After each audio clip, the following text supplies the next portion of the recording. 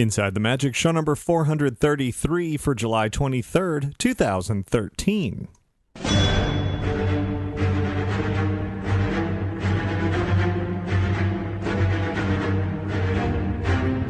It is Tuesday, July 23rd, 2013. This is show 433 of Inside the Magic, and as always, I am your host, Ricky Briganti. A little bit of a delayed show this week because I was recovering from the mega event that is the San Diego Comic-Con.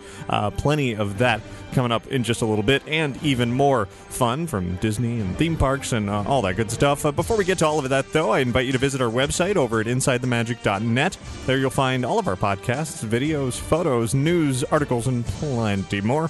And if you ever have any news, tips, questions, comments, anything else, you can always write to me at ricky@InsideTheMagic.net, or you can call and leave a message at 407-494-4ITM. That's 4486, and now let's get on with the show.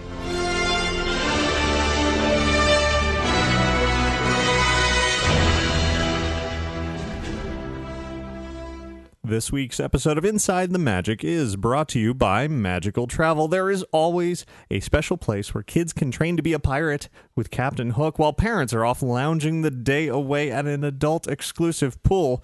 And that place is Disney Cruise Line, and Magical Travel are the ones to help you plan that perfect Disney Cruise Line vacation, including free shipboard credit available with each booking. You're going to want to call Magical Travel today at 866-207-8387 or visit them online at magicaltravel.com to receive a free price quote, and be sure to mention Inside the Magic to receive your free Disney gift card for qualifying bookings when you book your Disney vacation with Magical Travel. And of course, thanks to all other contributors to Inside the Magic, one-time donators, multiple times, recurring monthly, once in a lifetime, any of that good stuff. Clicking through the affiliate links on the website, I appreciate every bit of it, and it helps me get out to events like San Diego Comic-Con to cover all that insanity. So thank you very much for all of that. And now, let's get started with our trip around the world.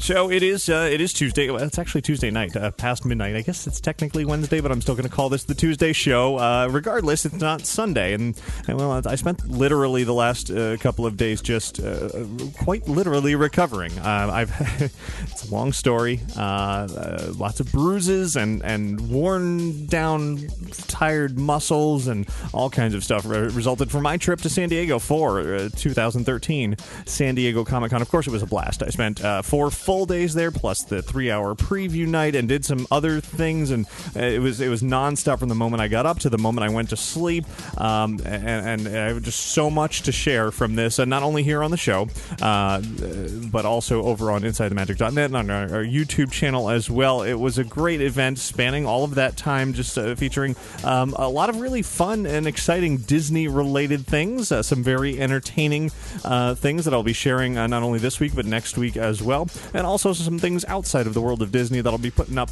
over on the website. Some really fun walkthrough experiences. Of course, plenty of great costumed attendees. You know, the whole cosplay thing. In fact, I got into it a little bit more this year. I decided for the last couple of weeks to put together a really elaborate costume for one of my favorite characters of all time, Inspector Gadget. So anybody who was there at San Diego Comic-Con on Saturday may have seen me walking around as Inspector Gadget himself. I had the light going around on top of my hat and an arm coming out of my head holding a badge. I even had a retractable, go Gadget arm and all of that, and holding Dr. Claw's arm on handcuffs and all that good stuff. Anyway, Inspector Gadget's awesome. So that was me for San Diego Comic-Con on Saturday. I've actually made quite a few lists out there of one of the best costumes this year. At least other people have said that. I think it turned out pretty good. So I'll be putting up some of my own photos of that very soon, along with pictures of many things around all of Comic-Con, because that convention is just insane.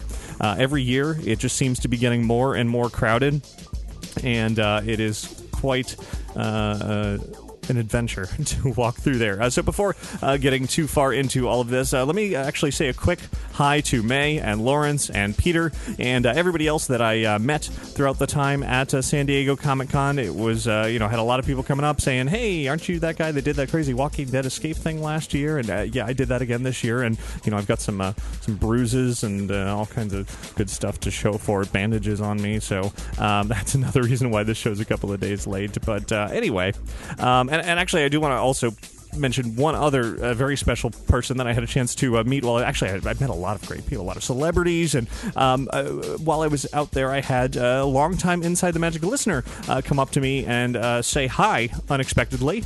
Kevin Feige, the president of Marvel Studios, apparently listens to the show. So, Kevin, thanks very much. You didn't think by telling me that I wasn't going to mention you on the show, of course. How could I resist?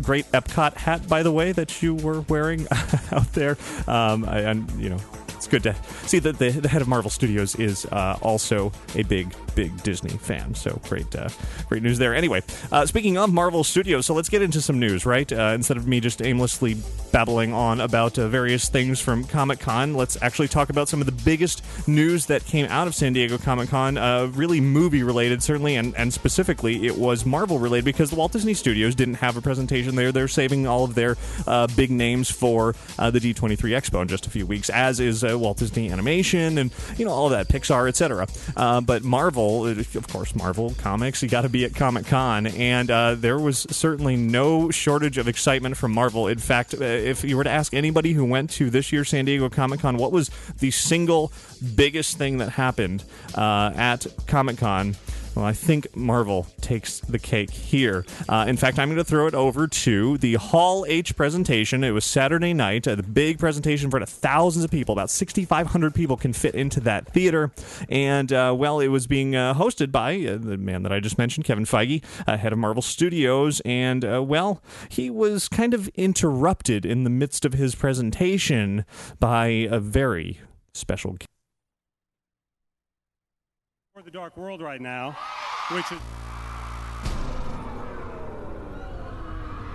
humanity. Look how far you've fallen. Lining up in the sweltering heat for hours. Huddling together in the dark. Like beasts.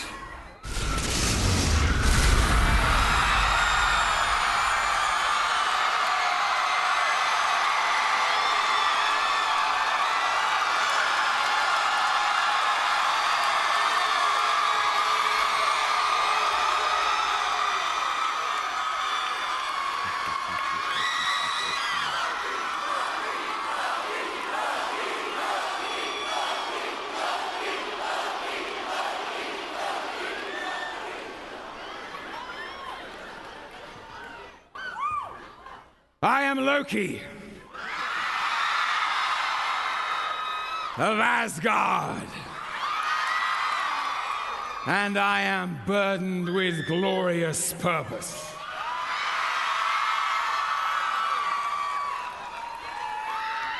Stand back, you mewling quim.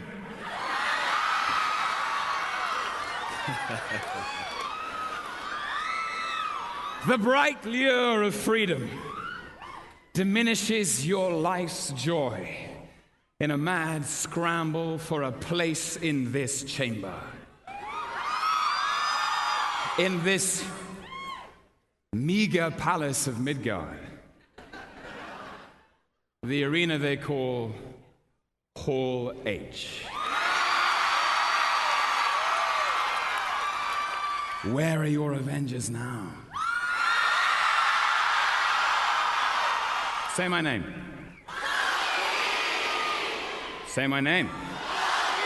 Say my name! Say my name!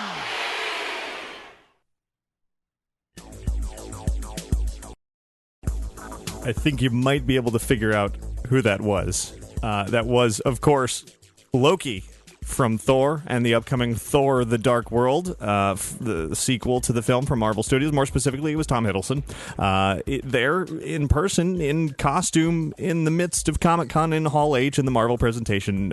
Very, very exciting moment for everybody who was there.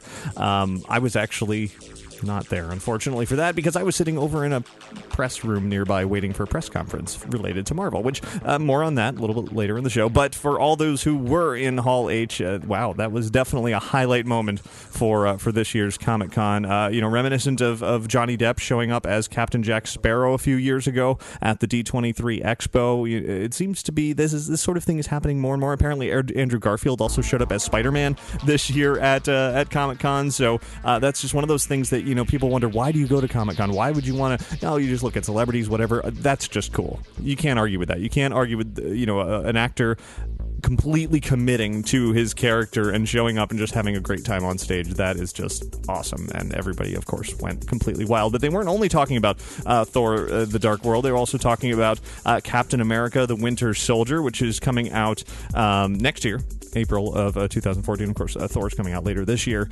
Thor 2, that is. And, they had the cast of Captain America 2 there. And even bigger news, this was kind of a surprise, there was news about Guardians of the Galaxy, the movie that is also coming out next year in August of 2014.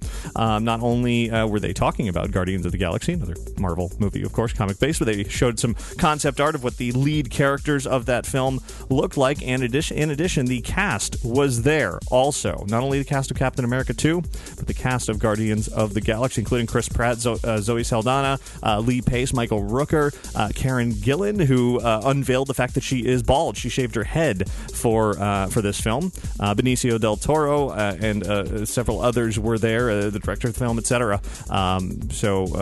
More on Captain America 2 and Guardians of the Galaxy a little bit later in this week's show. Moving on in the world of Marvel, to conclude their big Hall H presentation, a guy who is practically God at Comic-Con showed up. It was none other than Joss Whedon, of course, director of The Avengers, there to reveal a little tidbit of information about The Avengers 2. Of course, we all know there is a sequel to The Avengers coming up, and it was revealed that it will be called The Avengers Age of Ultron. And, I am not big into comics. I don't really know who Ultron is. I tried to look it up, and I didn't quite understand it. I'm sure all of you who are big into this world of Marvel and the Avengers and all of that are, already cringing at the fact that I just said that, but I am looking forward to it because I love the Avengers film. So, summer in 2015 is when that movie is coming out, so a ways away for the next Avengers film, but at least we have a title now. Also revealed at Comic-Con was the upcoming Marvel one-shot, the short film called Agent Carter. There was a special screening for select fans at Comic-Con. That, of course, will be featured on the upcoming Blu-ray of Iron Man 3. Actually, will be debuting on HD Digital and HD Digital 3D on September 3rd, and then Blu-ray, DVD, etc., on September 24th. So not too long before you can see Agent Carter. As I said, more about Marvel, especially those two movies, later in this week's show. But we're kind of focusing on the news from Comic-Con this week. There's a lot of really, really entertaining things that came out of Comic-Con as well. And I'm not going to be focusing on those this week because the show would be like 79 hours long if I did it all in 1 week. So this week it's kind of the newsy things. Next week will be the more entertaining things. Not that this isn't entertaining, but you get my point. Anyway, so moving on to another panel that I attended, Phineas and Ferb. Definitely a lot of entertainment to be had there. I'll probably talk about that a little bit more on next week's show. But one of the things that they did show off, sort of newsworthy, is some clip from Mission Marvel, the Marvel crossover with Phineas and Ferb that's coming out pretty soon. Even some of the cast who were there up on the panel hadn't seen it yet. Some had and some had not. So they showed off a little bit of that. But in addition to Mission Marvel, there was also a surprise announcement coming out of the world of Phineas and Ferb that I attended that panel. I was really not expecting anything to be announced, but there I was sitting in one of the smaller rooms of Comic-Con, and well, they started talking about this. Disney acquires different things. You could go in different directions. We're hoping Disney continues to acquire lots of things. When we we heard, we were actually in a mix, and when we heard that Disney had acquired Lucasfilm, Yeah. the very first time we said, literally, it was like it popped up on the news feed, and somebody mentioned it, and I immediately drew Doofenshmirtz as in Darth Vader costume. And I took a picture of it, and I texted it to Eric Coleman, the head of Disney TV Animation, and I said, "I smell crossover." And he texted back almost immediately, "No, I'm having lunch with Gary, who's the head of the channel, and we're talking about that ourselves." Right? So, you know, we're actually going to have to announce today that we are doing a Star Wars crossover.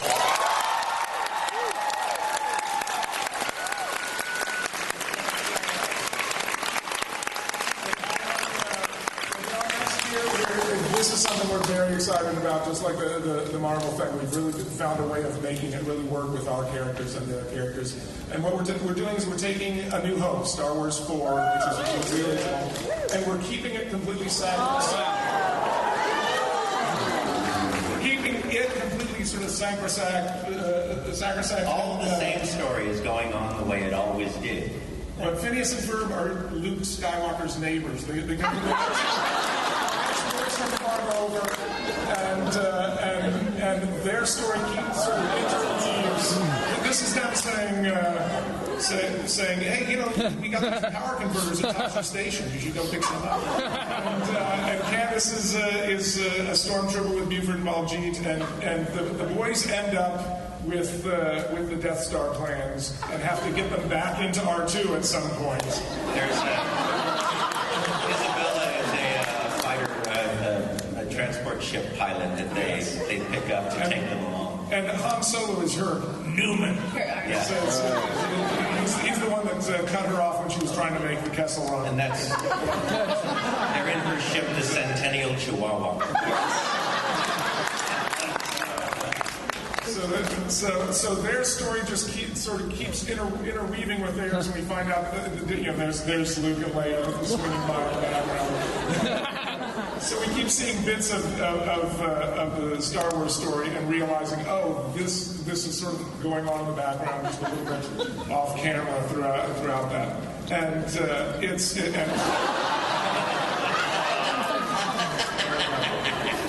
it'll be the first time we've ever seen Phineas and Ferb fighting because that happens, and it's.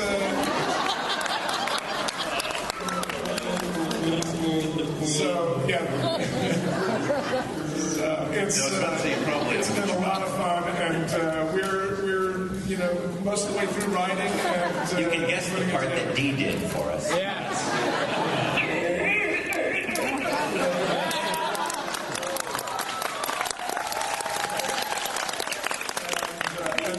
This is them trying to escape the Death Star as Luke is making his last run.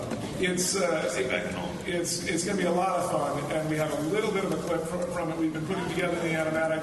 This is just sort of pencil test, early stuff, but you'll sort of get to see a little bit of how it's all connected.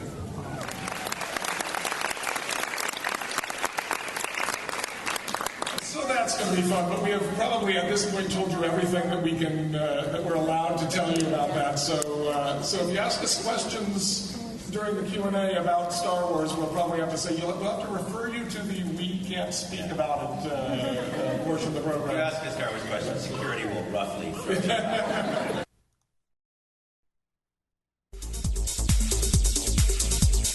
That, of course, were Phineas and Ferb creators Dan Povenmire and Swampy Marsh talking about it, along with a little bit of Tusken Raider there from D. Bradley Baker, who, of course, is the voice of the Platypus and many, many, many, many other characters throughout history, including my favorite, Olmec from Legends of the Hidden Temple. But anyway, so that was a great panel. I will be posting that full panel very soon. Probably include some more entertaining highlights from that on next week's show. But there's the news. Star Wars crossover with Phineas and Ferb. When I posted that, the second it was announced, a lot of eruption of not so excited people thinking, no, what are they doing to Star Wars? Why are they crossing it with Phineas and Ferb? But don't worry, they're not interfering with the world of Star Wars. It's not like Phineas and Ferb are going to be in episode 7 or anything. It's just a separate, fun, animated show. And honestly, from watching the Mission Marvel bit with Phineas and Ferb, I haven't seen a lot of Phineas and Ferb, but I found it to be quite entertaining, very funny.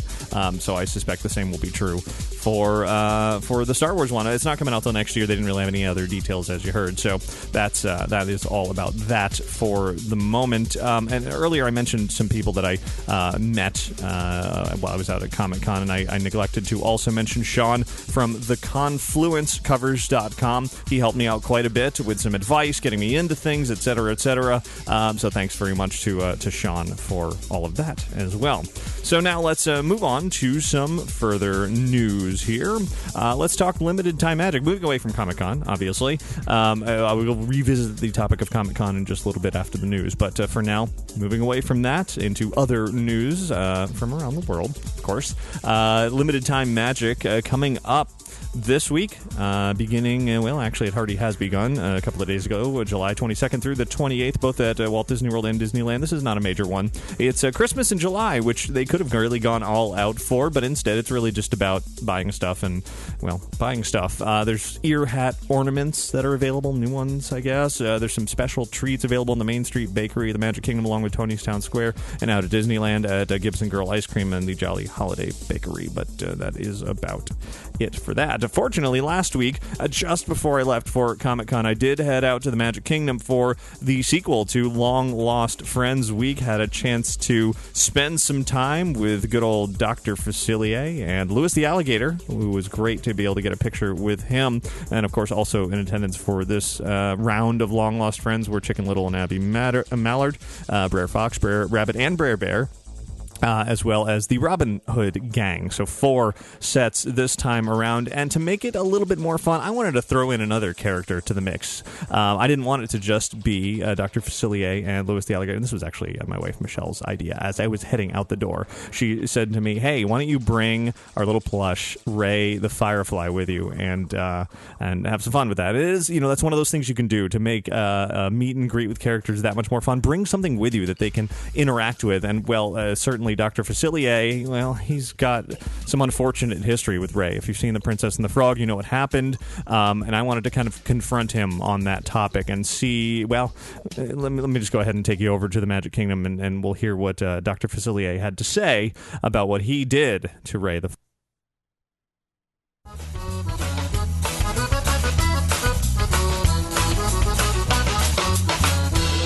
Greetings, Dr. Facilier. How are you? Quite the shirt you have on. Thank you very much. I got some of your friends from the other side. So you keep your shadow close, just like I want to keep Absolutely.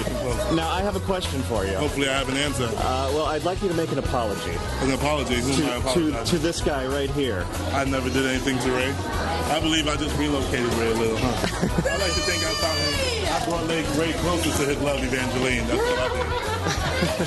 So, if anything, I believe Ray should be thanking me for the hard work I've done for him. And I'm going to go ahead and just say you are very welcome, Ray, all right? I don't think it was very nice. I'm a very nice person. I did nothing to you, Ray.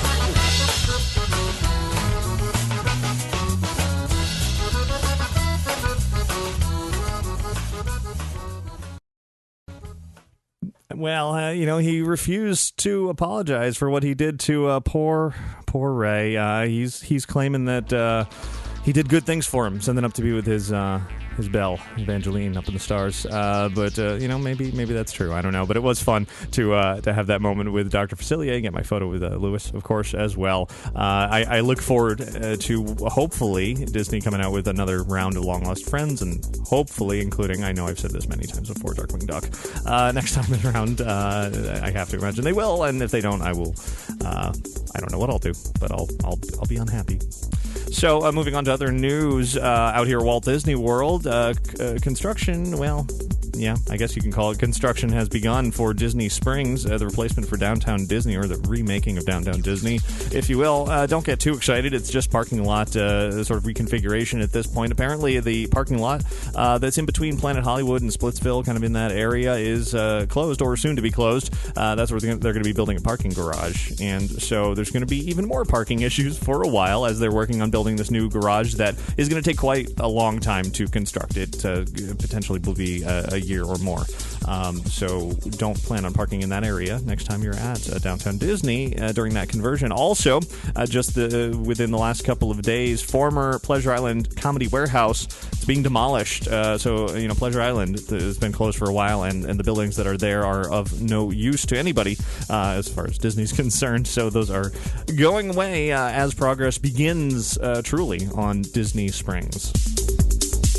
Here's some more news that just emerged. AT&T has been announced and named as the official wireless provider for the Walt Disney World Resort, Disneyland Resort, and Disney Cruise Line, though I'm not entirely sure how that works since you don't really have cell service on Disney Cruise Line, but that's beside the point.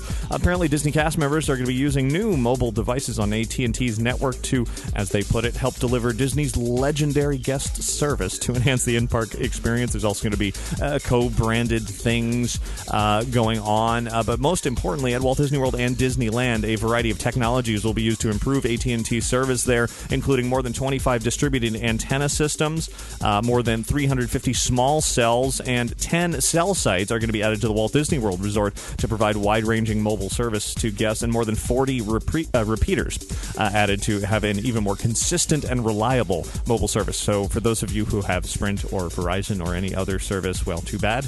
AT&T is now the big partner with Disney, and they're going to be the ones with the best cell service as this rolls out around the parks. Let's shift gears away from Disney, away from all these topics, to the world of Halloween as things continue to get rolling. I've mentioned previously on the show that it was highly likely that Evil Dead was going to be announced for a haunted house for Halloween Horror Nights at Universal.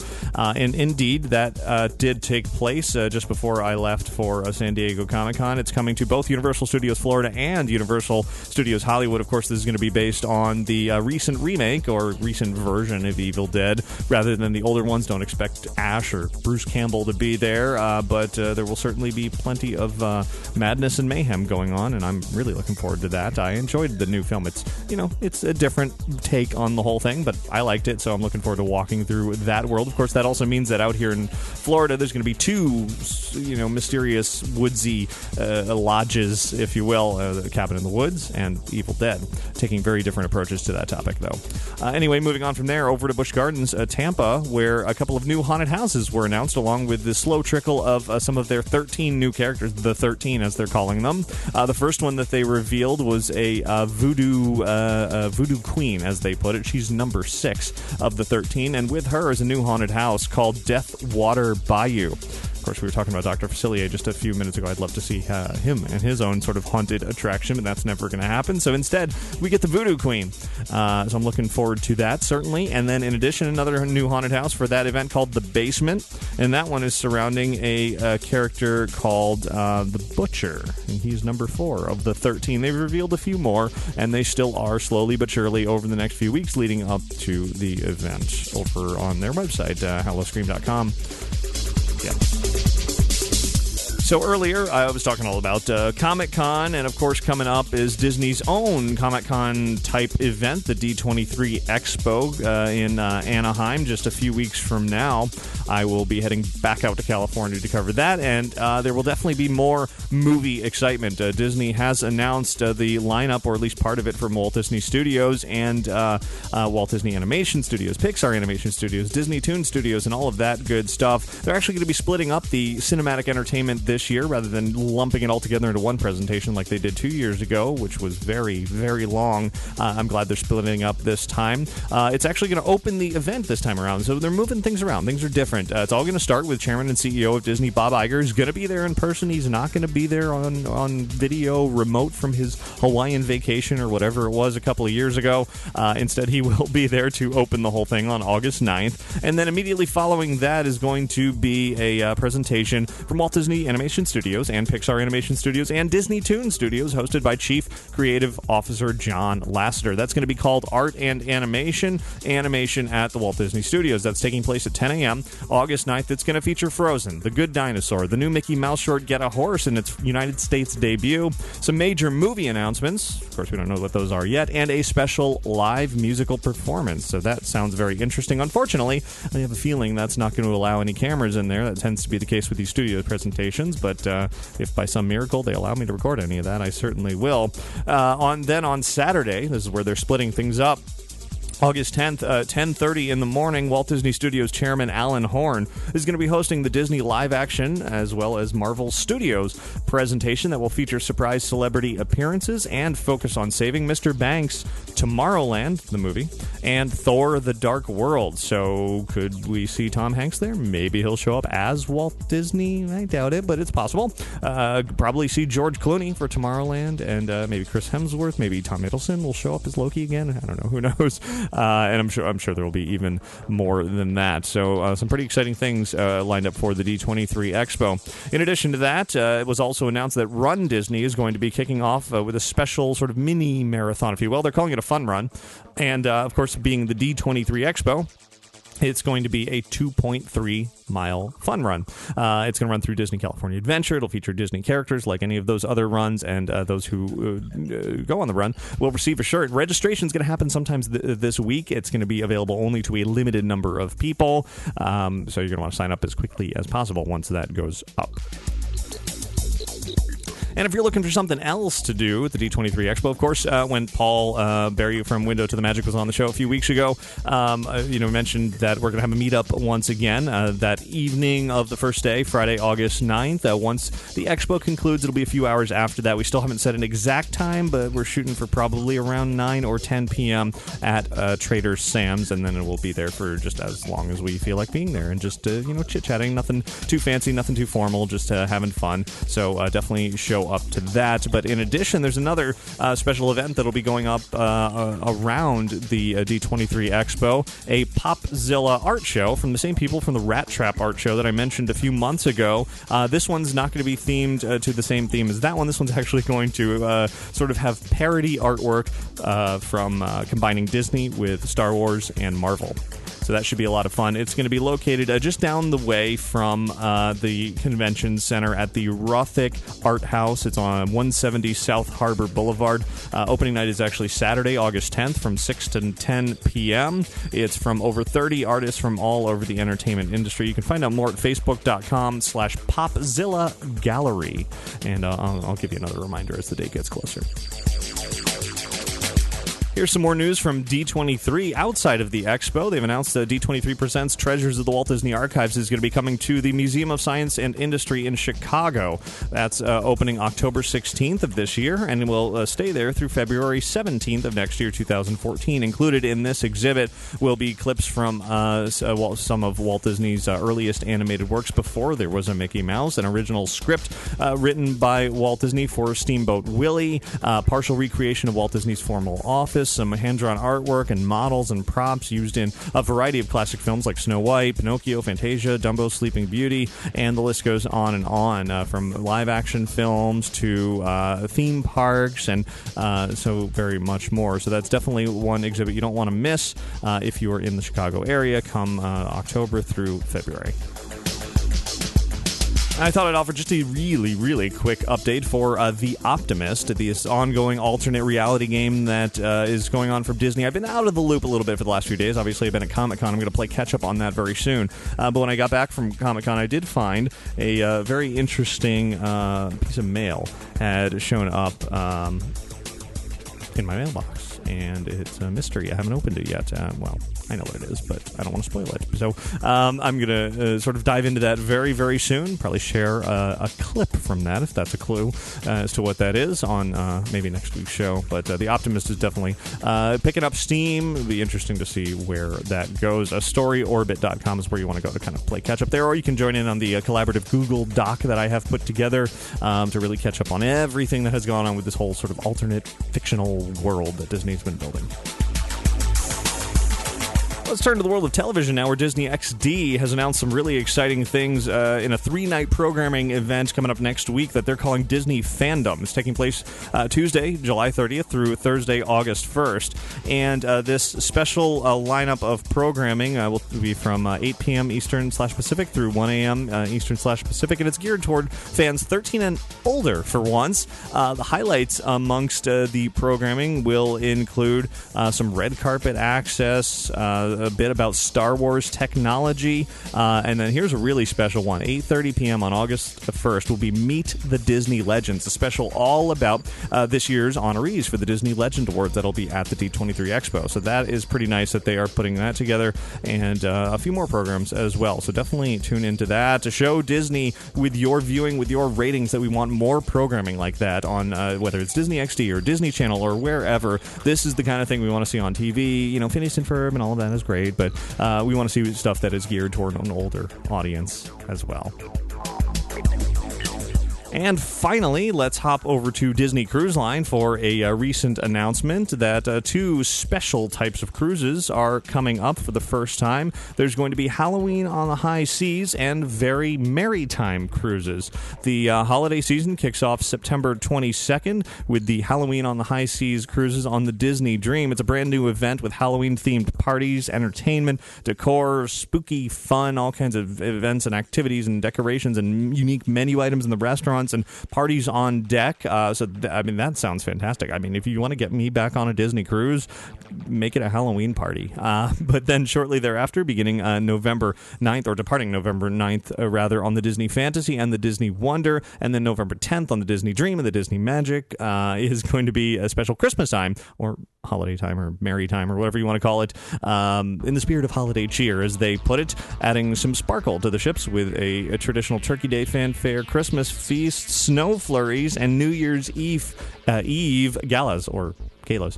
Either way, it sounds like a fun addition to those cruise ships. And, and that'll do it for your news from around the world this week.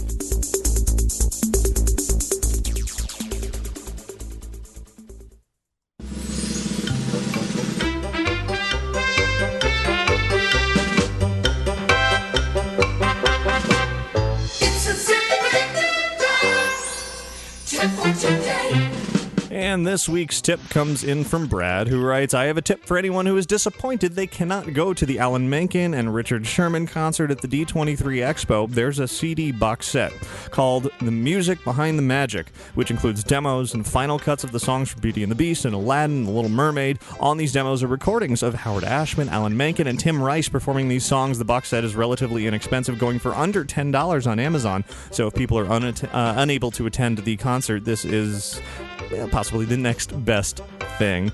Brad, great tip there. I wouldn't necessarily say listening to a CD is the next best thing to attending a wonderful, amazing concert in person, but I suppose if you can't be there, maybe it is the next best thing. And actually, that CD sounds really good. I own a lot of Disney CDs, and I don't have that one, so I may just have to pick that one up. Everybody else, email your tips into tips@insidethemagic.net.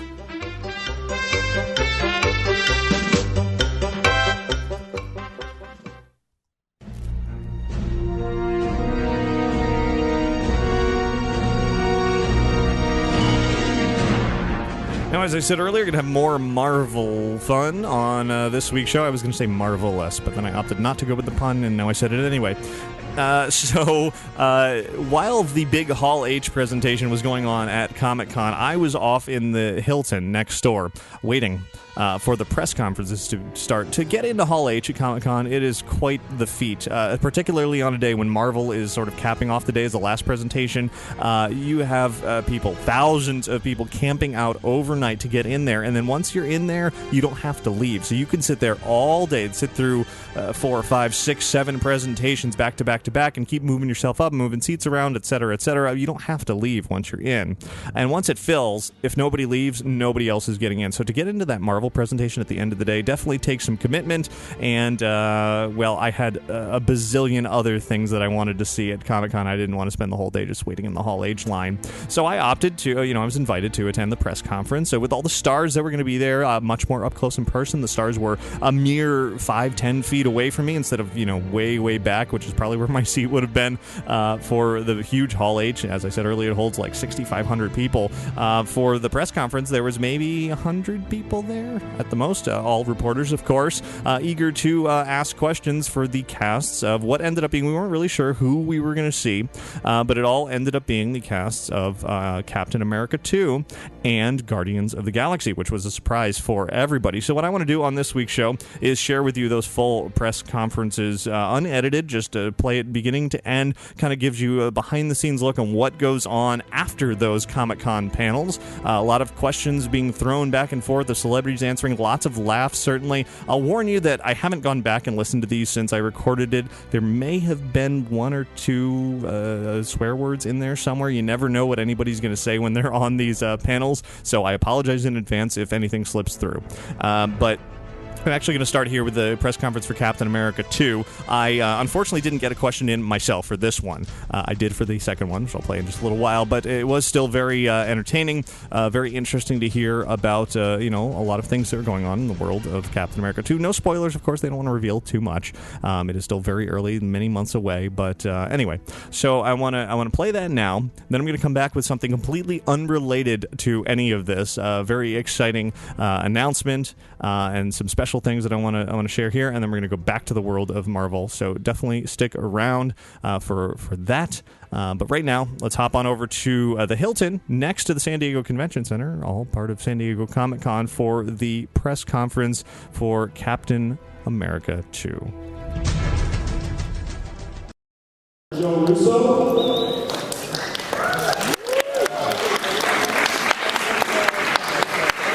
Emily Van Camp.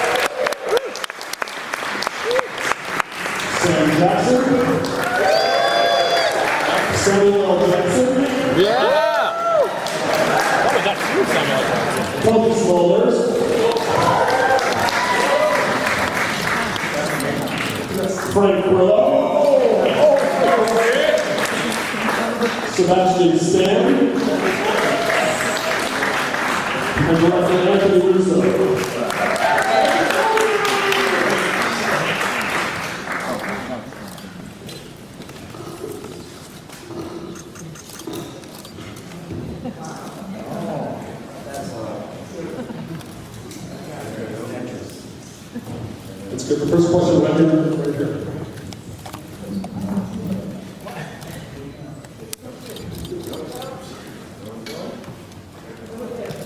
Somebody has to have it. I have a question for you guys. How many of you guys saw the clip in the big room? Zero. Wait a minute.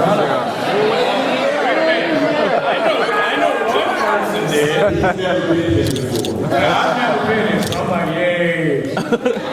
What'd you think of it? Kick ass. Kick ass? Yeah. Done. Cut the check. Thank you. You said she'd rather see kick ass. Hey guys, Mark Walters is a big fan of thanks for coming to Comic-Con, and I know this is not the first time for some of you, but great to have you here. Can you tell us how this Captain America film sets itself apart from the first Captain America film, and especially with the experiences of the Avengers leading into it, what sort of things we're going to see that maybe the audience may not be expecting? That's on the talking point of this. I think the movie is very different in tone than the first film. The first film sort of a wonderful love letter to the origin of Cap and the time period. Cap is now in the modern world. The movie is a political thriller. In order to remain to that tone, we wanted the movie to be as modern and as edgy and sort of aggressive as it could be. because you can't have thrills and a thriller unless the characters have real stakes and real jeopardy. So, Kat gets put through a lot in this film, and it's action heavy, it's a very intense movie. All the way over there on the left. Hi. I wanted to ask to Chris and to Scarlett about the involvement of Kakuya in this movie, because it seems that, especially for the director of Scarlett and for Chris Evans, that they are more separate, sometimes working for a team, and now we have to become a new team for this movie. So how is working as a team, of course, as a script? You mean how do we enjoy working together? Exactly. And you better a little bit about the relationship between the two characters? Exactly. Well, when we find these two characters, we've really been working together. It's in both times. It's been 2 years, and we're both agents of S.H.I.E.L.D. Chris pointed out earlier, which I never really thought about, the fact is we have, we're fighting on the ground. It's not like we have these superpowers that we use and fly around and so we have a similar kind of, we have a shorthand between us. We fight in a similar style, and it's very much a working relationship. I think there was serious unfortunate things. They kind of find themselves in a situation where their working relationship is becomes a more kind of intimate friendship. I think they sort of have some unexpected similarities between them. They have their guard up, they have their trust issues, and they also have both been working for, the man for, their entire career, professional career. So they really, this is through this kind of unexpected friendship that forms of, starting to question kind of what they want, and kind of start to kind of question their own identity. So it's a complex relationship that forms between them. And I couldn't stand looking. In the center of the night. We've known each other for 10 years. It's our fourth movie together, so we go back. Hi, thank you from the Cinema Source. Question for Chris. I was wondering if you could talk about Captain America is really the only remaining wholesome apple pie all-American superhero. I mean, we just saw Superman grunting and screaming his way through the movie because he has to be all angst-ridden. But Captain gets to be the classic hero. Could you talk a little bit about that? Sure. I mean, that's to be candid.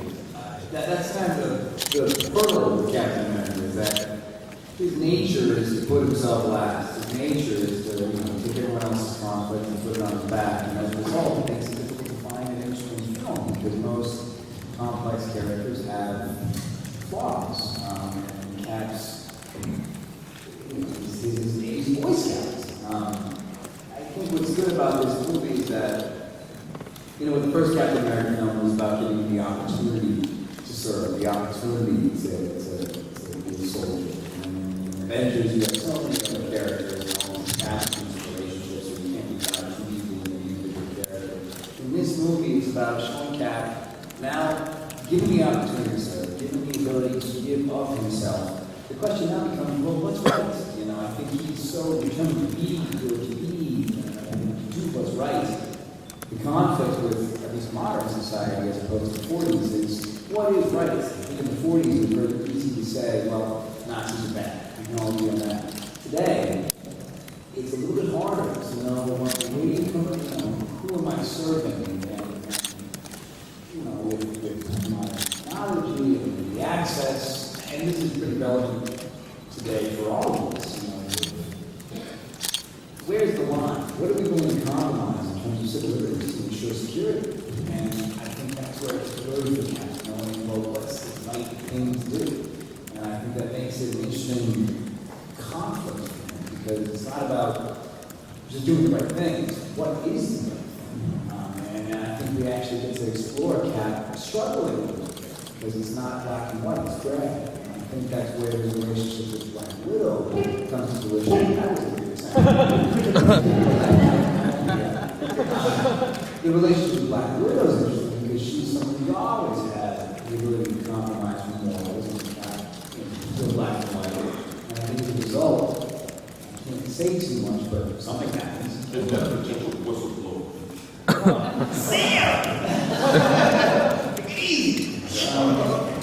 Something happens, and as a result, these two people from different worlds need to rely on one another, and as a result, you have two people who, on the surface, may seem very different, find out going around. That came out pretty well. Chris, you mentioned relevant technology, kind of goes along with one of my questions here. In the first movie, the only reference you understood was slang monkeys.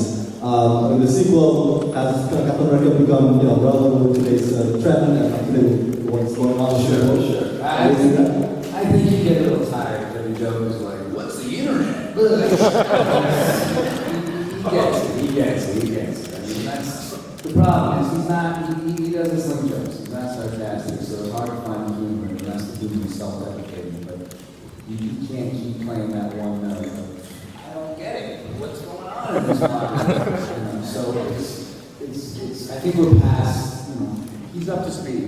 He knows how to he has a cell phone. So we're not just sitting that one note. We're trying to find humor in other places. Thanks to Matt. He's really good. He's funny.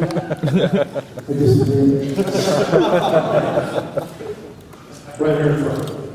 My question for Sebastian. I was wanting to ask you about the return of your character to this universe and what kind of hurdles and issues led to where he is now and how you came back to this role. Well, I mean, in a sense, it's very similar to Steve Rogers, that he's another lost man in this new world. So, as we know, the journey for him is discovering about his own identity and sort of his role in this new world in his own way. So, for me, it was just sort of how was I going to tie that to what we've already seen in this film, and still representing the same person. In the end.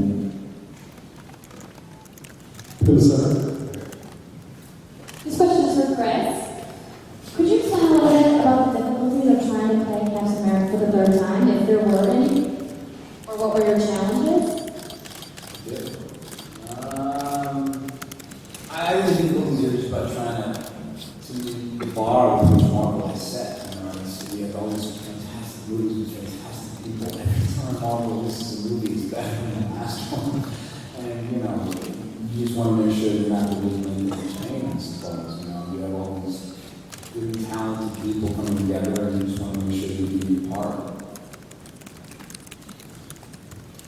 Right here in front of you, trying to get to as many as you can and as fast as you can. A pretty very popular role, but very different than being around a superhero. And what do you feel? How do you feel about the transition from those roles, where from shy to powerful, but now around superheroes? How do you feel, and what was the preparation and the transition? I don't think too much about the character, but I think people have a certain idea of what I'm doing and what I'm meant to be playing, but I think we'll be surprised at how we use this character. And, compared to other things that I've done, a lot of things have been a little bit different to this. It was certainly a challenging experience, exciting experience, and so much fun playing this part. But, I can't say too much about how we introduce her because I guess you just have to see. Yeah. But it was a great experience. Over here.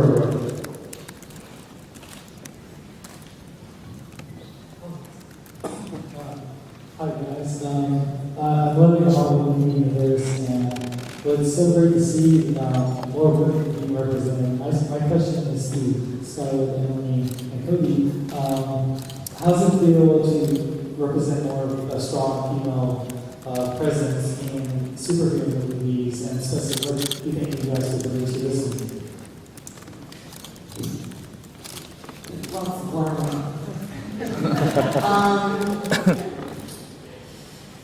Well, I think think that it's most superhero.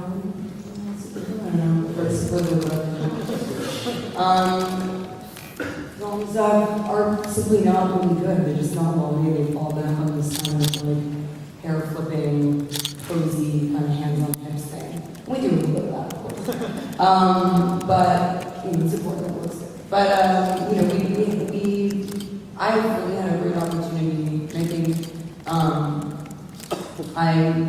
I mean, Joss really set the bar. I think inventors to really sort of celebrate these female characters that are usually kind of bookends and sort of ornaments in the film and sell the sex appeal in the movie. You know, he was so, you know, he was such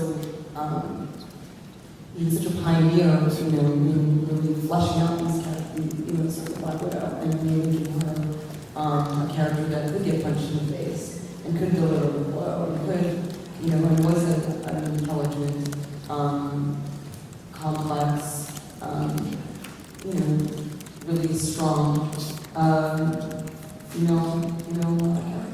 for this series. So it's been a real pleasure for me to be able to play that, play those multi-layers and to really be able to act and not just pose. I think, you know, characters have, some real story about the spirit. We're not just a romantic interest and cover that. You know, makes our job interesting to watch. Here in the front right. Hi, my question is for Anthony and for the Russos.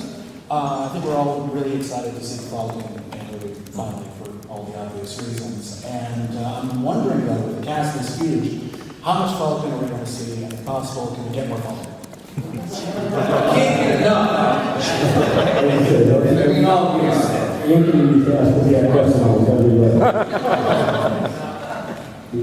Well, there was about 5% of Falcon in the film that we cast Anthony Mackie, and now there's 95% of Falcon. I would just show up and walk on the scene. No lines. But, you know, it's a character that's very personal to us. We're saying we were collecting comics since we were kids. One of the first books we ever bought was a Cat Falcon book. So we have a real affiliation for the character. You know, I can't tell you exactly how much he's in, but you know, he's Cap is looking for a friend in the modern world. He's just lost everyone and everything he knew, and Falcon could be that guy. So that gives you any head. Joshua with Spider-Man Paul Space. Is Captain America going to be tipped when he finds out that Coulson faked his death? Oh man. That is just like reading into the world of like S.H.I.E.L.D., the TV show. I can't address these. This is like Marvel is such a delicate animal. And you have to be so careful with what you say. Who else?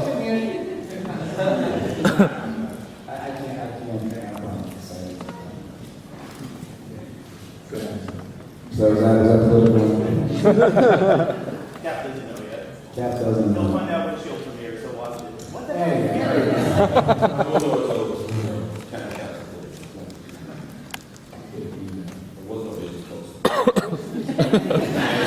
It's like television.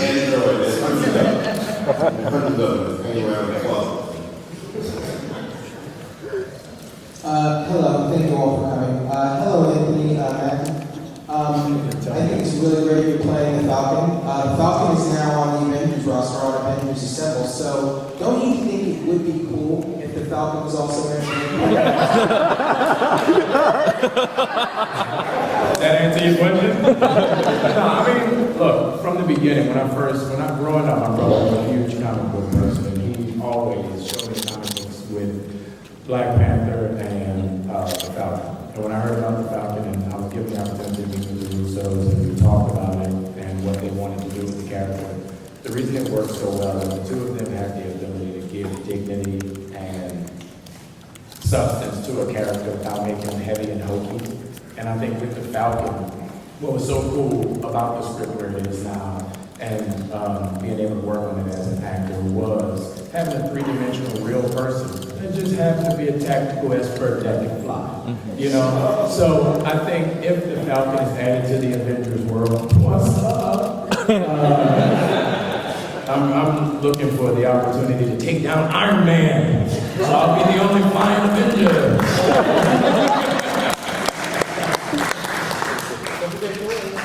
No, you don't count. The hammer flies. You don't fly. And I'm afraid this is going to be our last question this time. I better make it good there, or I'm going to get lynched after this, and they're going to kill me. So, I want to let everybody know that the first movie, the writing and the story is the most important thing in the film, and everybody on stage just brought life to all of the characters. And I know everybody's looking forward to the second film, and I'm just curious, is anybody having input, when the writers are writing, and you want to continue the way down? Sorry? Down has input in everything. We have it's all about My question was,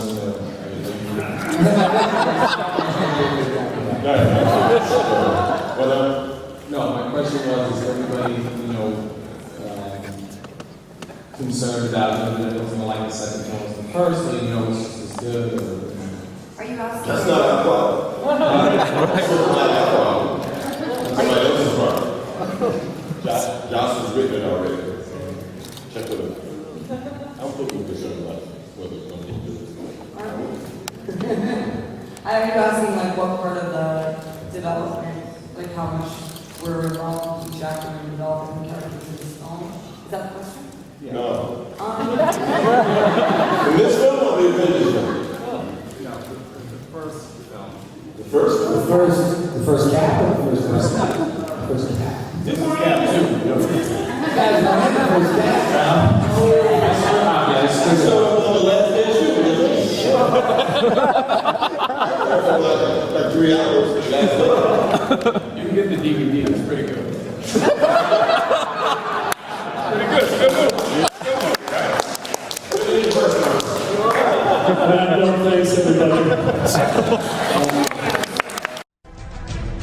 Pretty entertaining, right? I mean, it was very cool to be there in person. Like I said, a mere few feet away from all the stars of the film. Scarlett Johansson, 7 feet away from me, and Samuel L. Jackson, and that whole panel that you just heard from. Pretty cool there. So now we're gonna actually turn away from Marvel. We'll have more of what you just heard from Guardians of the Galaxy coming up here in just a minute. But now for something completely different.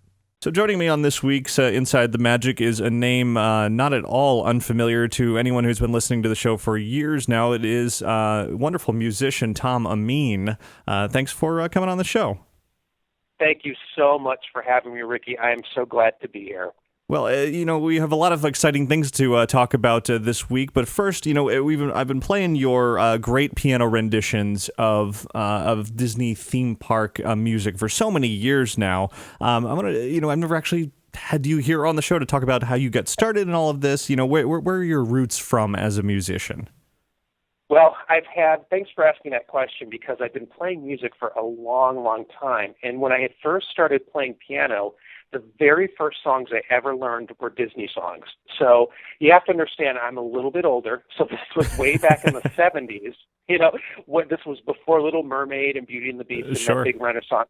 So these were in the 70s when it was like Mary Poppins and the Mickey Mouse Club and all that kind of stuff. So I had learned some of these songs on the piano and I fell in love with them. And so my parents bought me a huge Disney songbook that had like 150, 200 Disney songs, everything from the 40s up till, at that time, like the late 70s or early 80s.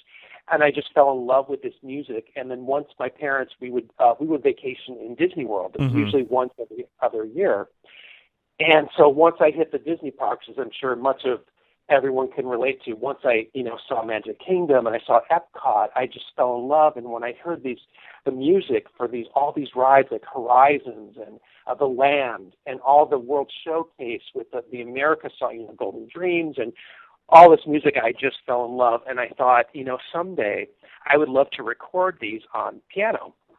That was about like 10 or 15 years ago. I thought these would sound really good on solo piano.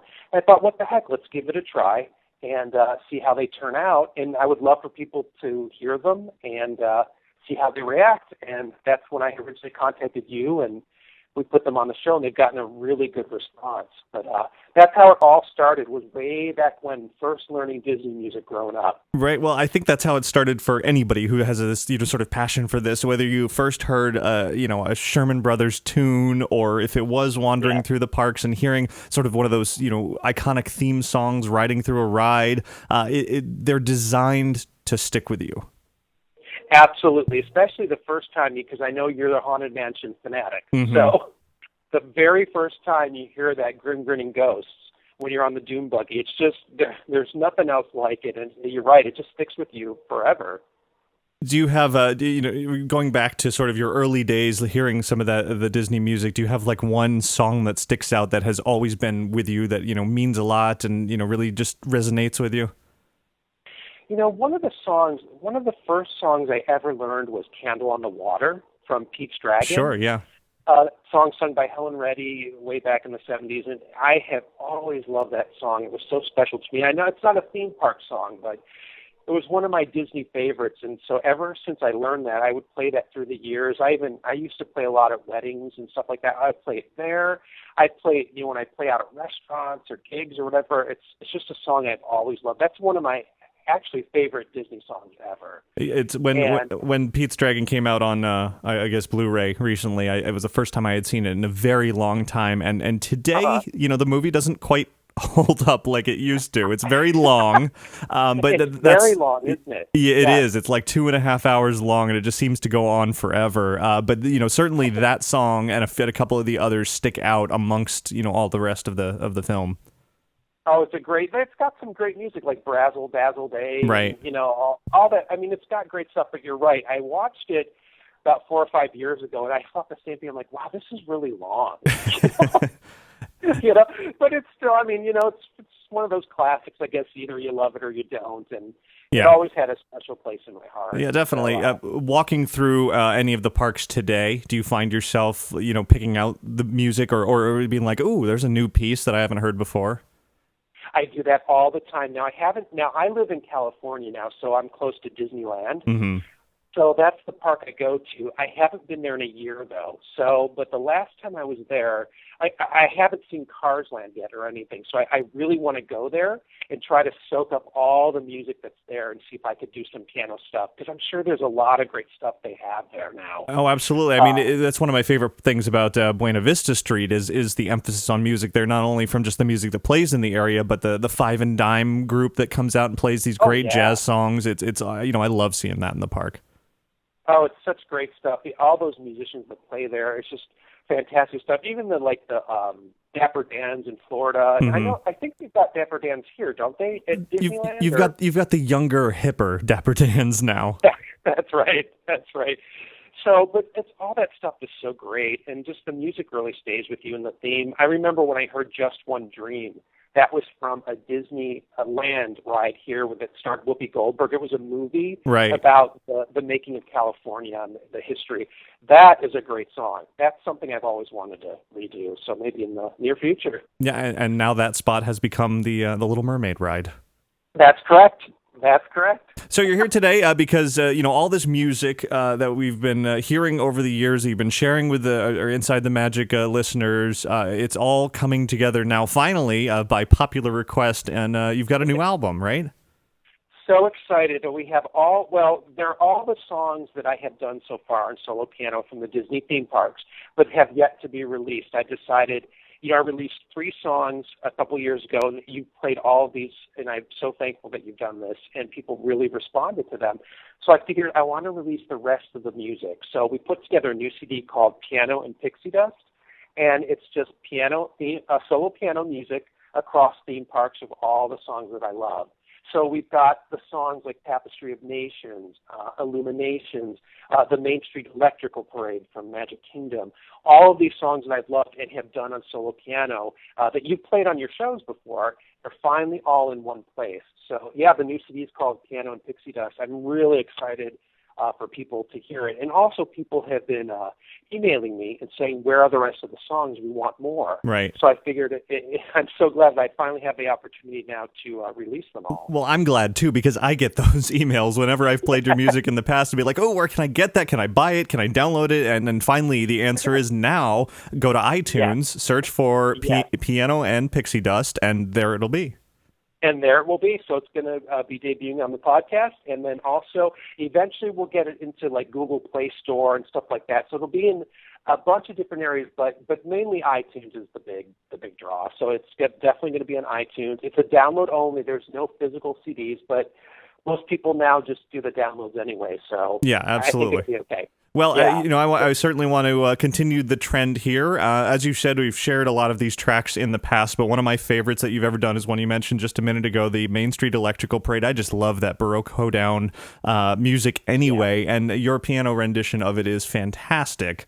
So I just want to bring that back, share it once again here to sort of wrap this up, but not without one more plug for your new CD, Piano and Pixie Dust. Definitely go search for it on iTunes, get it downloaded if you love Disney music as much as I do, which I'm sure everybody out there does. This is definitely a must-own. Thank you so much, Ricky. Yes, please enjoy it. And anyone out there listening, send me an email. Feel free to. I'd love to hear what people think about it. And they could do that. You have a website too, right? Yes, it's tomameen.com, A-M-E-E-N, so tomameen.com, and all my stuff's on there. You can send me an email, let me know what you think, any requests people have, maybe some more Disney stuff down the road, and it's all good stuff. Excellent. Well, everybody here, enjoy Tom Ameen's rendition of the Main Street Electrical Parade.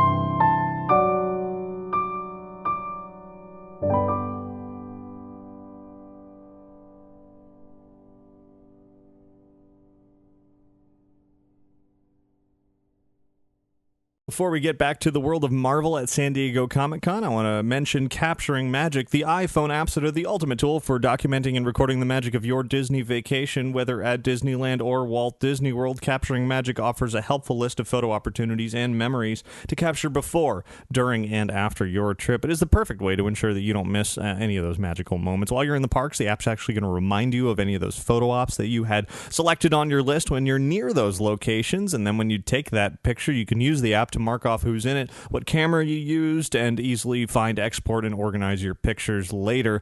The Capturing Magic iPhone apps are available now in the iTunes App Store.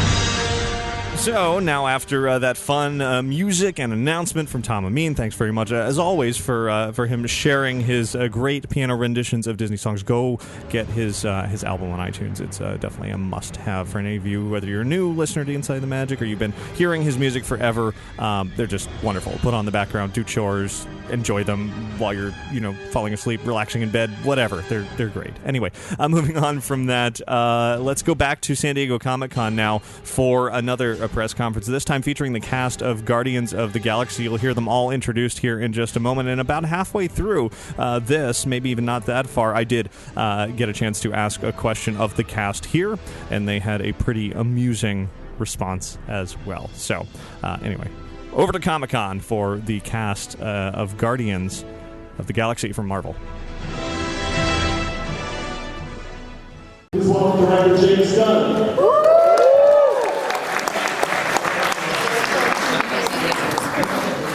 Benicio del Toro.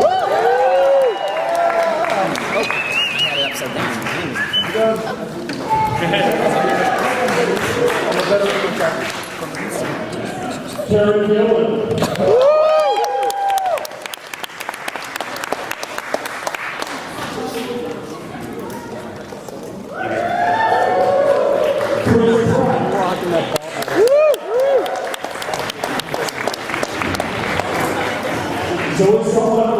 Yes.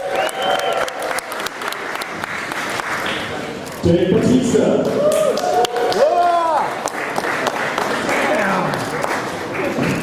Lee Pace. John Hansu. Michael Rooker. And Kevin Feige.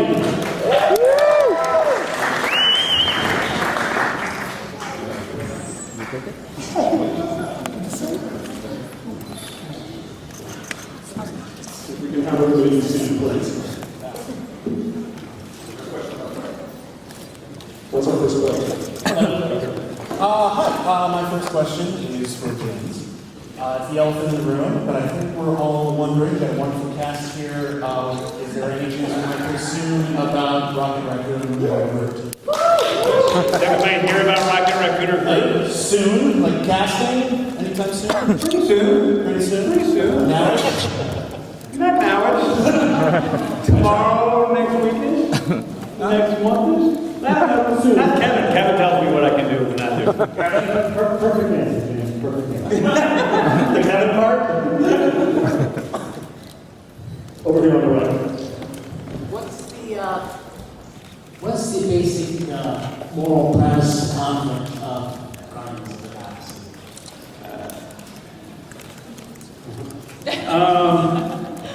Oh man, that's a good question before I flew here from London, for 12 hours. Guardians is about a family coming together, and it really is about a group of individuals who have acted selfishly and only as individuals throughout their life, and learning something about themselves that makes them heroes. Here on the left. What was the extent of your training to get your knowledge into the position as it is now? Oh man, it was like a about 6 months. Just got after it, a combination of different things. Lifting weights, cardio, and really strict nutrition. And so it's like really boring stuff, but basically, I cried like 40 pounds off. It was being hungry and running around. He's being very disciplined. His birthday was a couple, 3 weeks ago, 4 weeks ago, I haven't been there. They brought out a tray of vegetables. It's happy birthday. Yeah. And if there was one that was sharp, I would have used it to cut my That's not, you shouldn't make jokes about suicide though. Yes, it's true. You're listening, right? James, your previous films have more of an R-rated tone, obviously. Will you plan on keeping more of a darkly comedic tone throughout this film without wandering into the R-rated?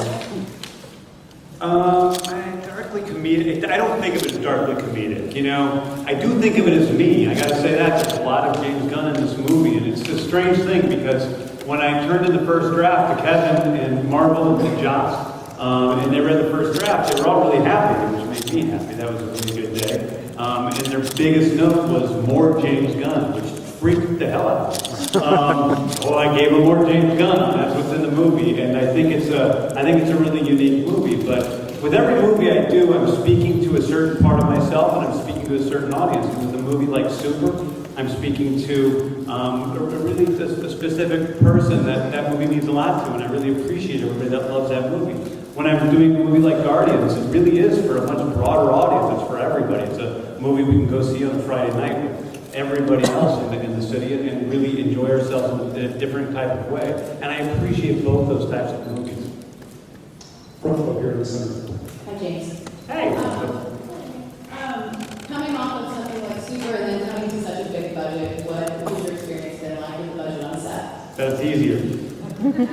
It's easier because with a movie like Super, like there's a lot of people on set who I think I can do their job better than they can. And in a movie like this, we worked really hard to find the best, whether it was the best actor, you know, for each of these roles, which we worked really hard at to get the best people for this movie. We worked really hard. But not only that, the best production designer, or the best composer, or the best, you know, costume designer. And so they all make my job a lot easier on this movie than it's been in the past. Right here. Hi. The question for the cast, the Marvel Universe so far, Captain America, Thor, etc., have been huge, really well-known superheroes. Is it intimidating at all to step into these roles, you know, going into what people may not be as familiar with? There's nothing intimidating about, you know, 200 people looking at you at a press conference. This is easy. I'm not scared. Oh yeah, that's right. Yeah, I mean, being at Comic-Con, answering questions about, you know, comic book movies, super easy.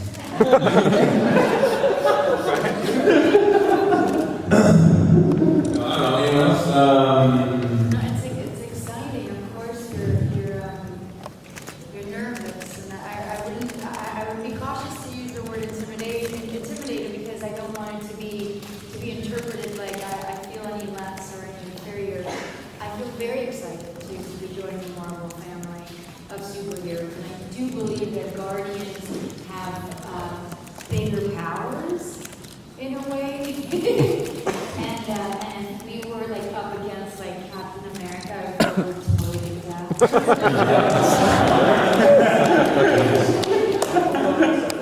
Yes. She said. You're all in the right in the back. I wanted to know if Benicio del Toro is playing Khan in the movie. But no, just for all the actors and James as well, this being sort of an unknown quantity and a unique sort of standout in the Marvel universe or in comic book movies, adaptations in general, if you guys felt sort of emboldened by that being different, or you felt a greater sense of pressure because of it? No.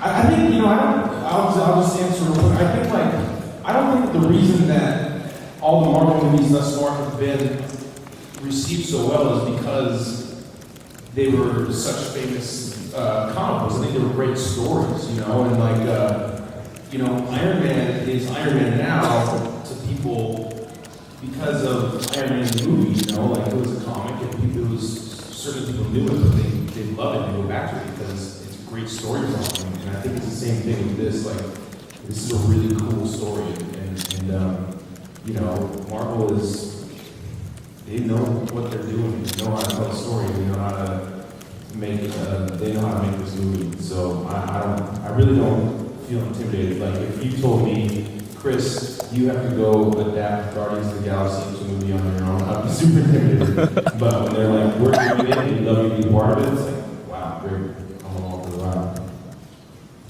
In the center. Hi, I'm not sure if you work together in most of these scenes or if you're both planning to groups, but I was wondering, what was some of the most challenging scenes for you, and also were there any injuries? Did anybody get hurt? Well, we still have 85% of the film to shoot. Yeah. We couldn't, I think there's going to be a great deal of soreness and muscle cramping and sweating, but it's going to be great. We've been all training for it, we've been rehearsing,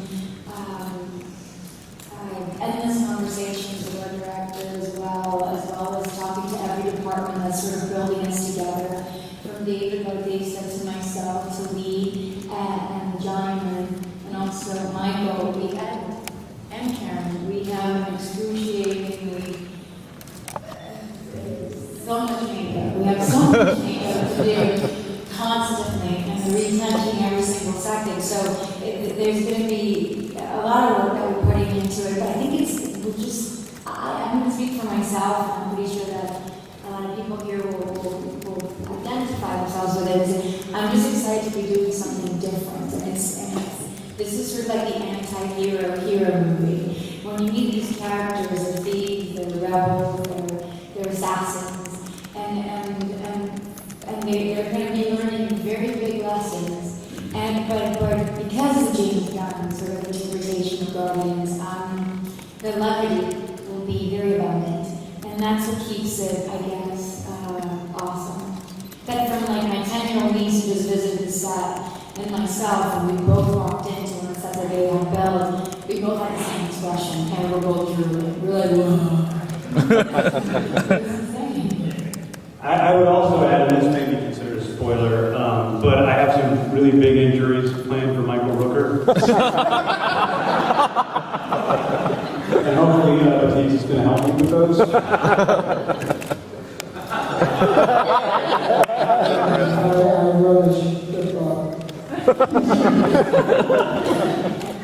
All the way over here in the front of the way. Thank you all for coming. First of all, for David Batista, thanks for all your words about setting the goals and giving it your all to achieve those goals. It's real inspiring stuff. You're the man, Dave. And also, how strong is Drax, and is he strong enough to beat up the Hulk and Thor? I would have to say yes on that. Have you seen his hands for the love of God? Like if it's raining, I just tell Jake to put his hands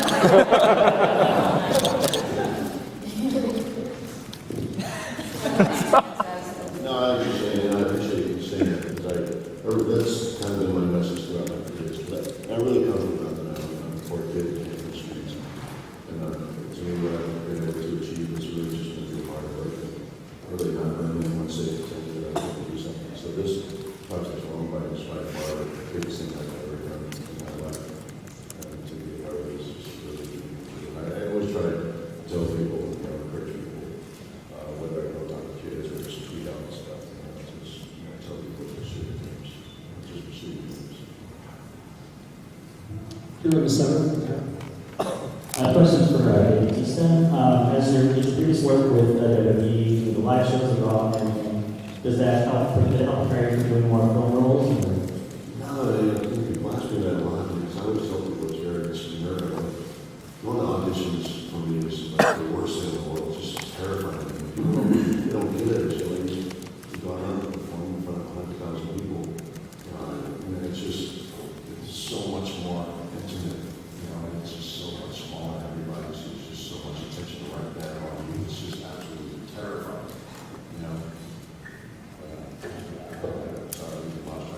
Yes, it's new to me, but I always go to work, and I always, I'm still a student at this, and I'm not afraid to let people know, this is new to me, I'm still learning, and I'm not afraid to go to people and pick their brains and ask for advice.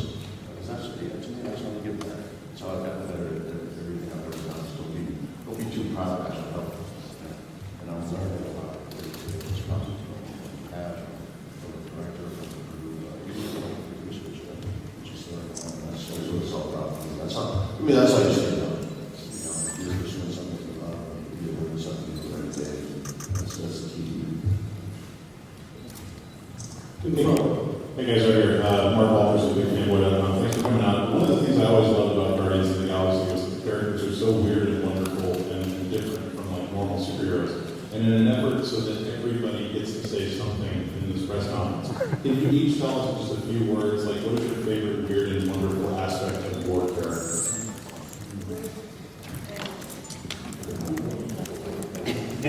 My hair, Michael.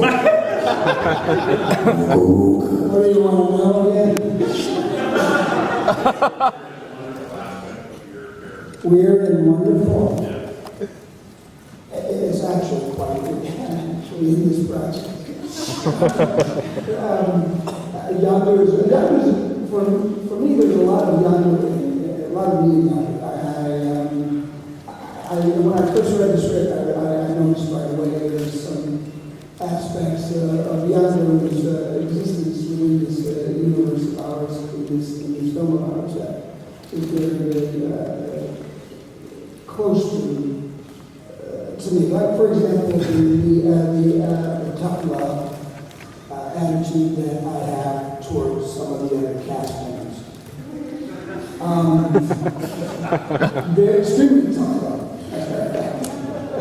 So I'm very much like that in my life,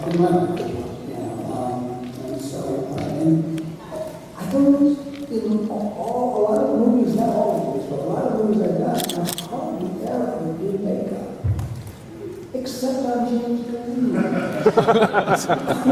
one was a 7-hour makeup and Slither. This one's not so bad, maybe 2.5 hours. So that's, for me, that's a very interesting aspect, because I usually don't, when I get in, I look at the mirror, I go, what do you think? And the makeup girl says, or the guy says, well, we'll do this, and then I go, and I walk away. Not to be, mean or anything, it's just, I prefer not to have, I prefer when I get mad, I get red. When I get embarrassed, I get red. When I get turned on, I get red. And I want the audience to see that as well, and the character. So the character's getting mad, getting turned on, getting upset or something, you're going to see that in the facial tones and the skin tones, and that's what I enjoy about that. And it can be very subtle about that. And so when you want to make it, you can't see it like that. So I prefer that. No makeup at all, but not in this case. So it actually happens. I'm really excited to see it. Dave's got a whole lot of makeup than I am. And that's my other one. I don't know. Did that answer your question? What's the most weird and wonderful aspect of your personality? Yeah. I'm John Minsu. I play Korat, who is a humanoid, not into Roman. But I just want to begin saying, highlighting this one little story about my son. I have a 4-year-old son who one day looked at us and he loves all superheroes. From Spider-Man to Batman to Iron Man.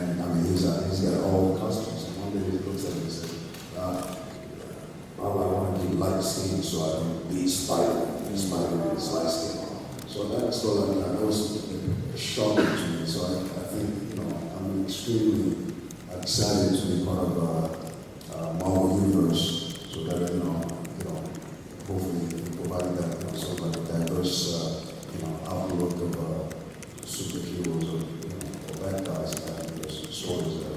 It's important.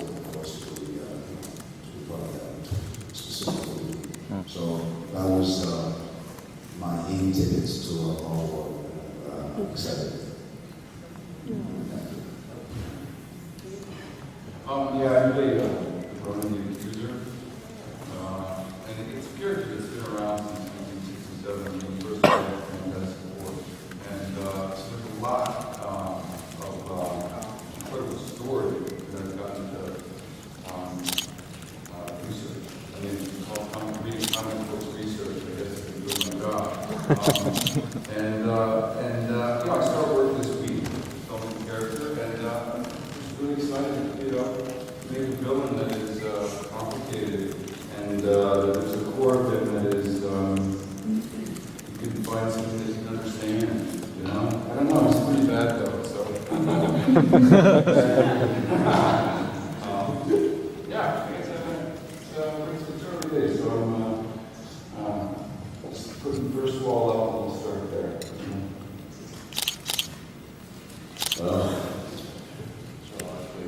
Drax the Destroyer was also pretty bad dude. You know, Drax, he's full of rage, he's full of honor. He's very literal, but I think the best thing about Drax is he's hysterical without meaning to be hysterical. I think that's what I love the most about Drax. Like Nora, and the weirdest thing about Nora is that she blushes. She turns green when she blushes. She turns green when she's mad. Or when she's turned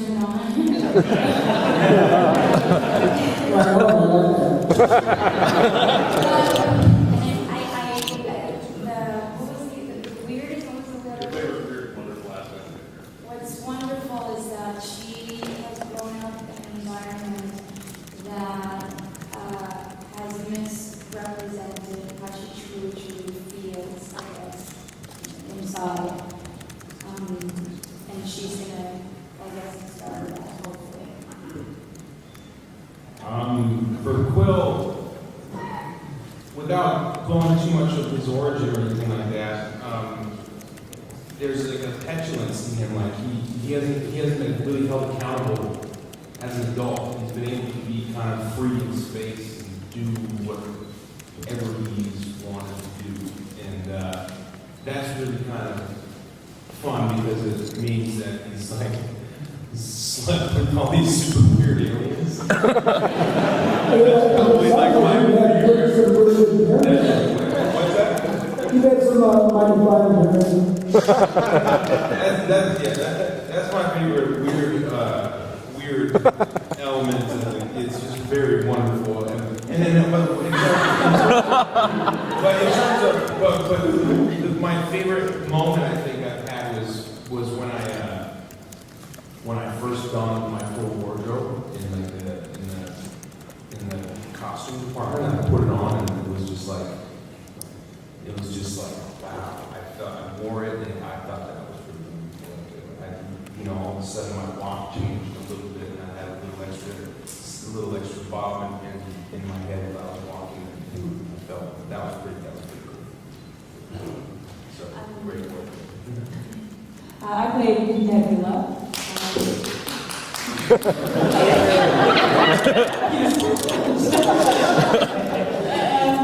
Weird. She looks pretty weird. And one of the most interesting things about the character for me is her very strange and complex relationship with Gamora. That's it.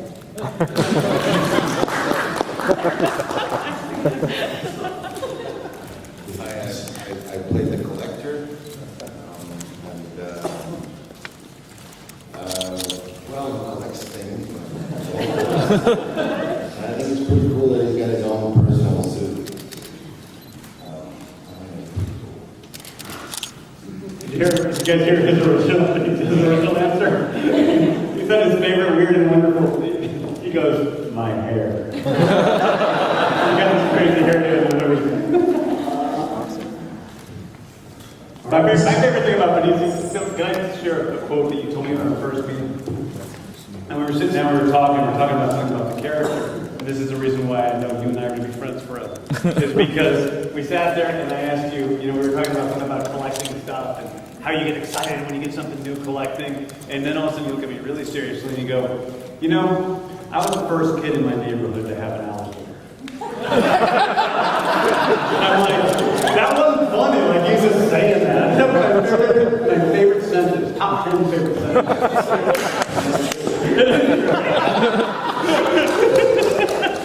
And this is going to be our last question right here. Hi, I'm Renato Paravon from Singapore. My question is for James.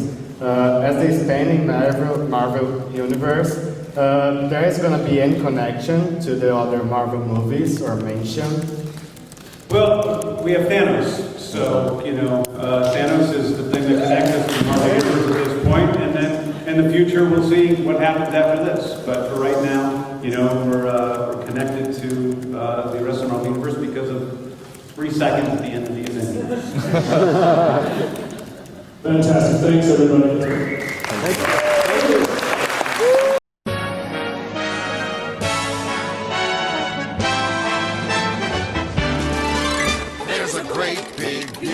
Tomorrow. And here we are at the end of show 433, a couple of days late on this week's show, but I have so much to share from San Diego Comic-Con. I didn't really have any spare time at all during the convention itself. It was go from the second I got up to the second I went to bed. I managed to put up a couple of videos here and there, but I have so much more to share. I've got hundreds and hundreds of pictures to upload, lots of reports, lots of videos, some very special experiences that happened right there at the convention center and surrounding, some really excellent Disney presentations that I attended, and of course captured the whole thing to share with you here or on the website or on our YouTube channel or some combination there. And so I'm going to have more of sort of the entertainment fun portion rather than the newsy portion of Comic-Con, all Disney related, coming up on next week's show. In the meantime, definitely check InsideTheMagic.net and the YouTube channel, youtube.com/InsideTheMagic for much more from Comic-Con. But hopefully you enjoyed all the Marvel stuff this week. I definitely had a great time sort of covering all of that, going to the press conferences, etc. So, fun all around. I do want to thank, of course, once again, Tom Ameen for coming on the show, debuting his CD here, sharing a bit more of his music. Always a treat. Definitely go pick that up on iTunes. And I want to thank Magical Travel for sponsoring this week's episode of Inside the Magic. You can find out more about their services by visiting magicaltravel.com. And also check out the Capturing Magic iPhone apps for capturing those magical moments while you're in the parks at Disneyland and Walt Disney World. Just search Capturing Magic on the iTunes App Store.